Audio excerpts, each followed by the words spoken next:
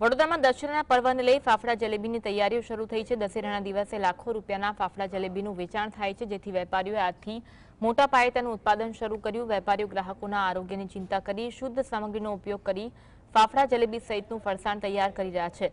આ વર્ષે ભાવમાં અંદાજે 10% વધારો થયો છે અને ખાસ કરી કારીગરો દ્વારા આ ફાફડા જલેબીની વિશેષ કૌશલ્ય સાથે તૈયાર કરવામાં આવી રહ્યા છે।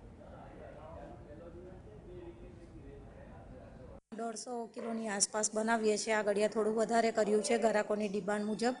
અને ફાફડા અમે લોકો સિંગ તેલમાં જ બનાવીએ છીએ, ચોખ્ખા ઘીની જલેબી બનાવીએ છીએ, તેલની બી જલેબી પણ રાખીએ છીએ।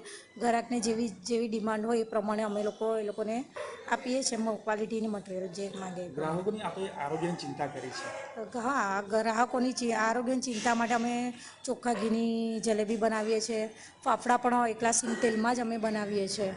અમારી દુકાને પણ બધું કોઈ પણ મટીરિયલ હોય કે ફાફડા, સમોસા, ભજીયા કંઈ પણ વસ્તુ હોય તે બધું અમે સિંગ તેલમાં જ બનાવીએ છીએ।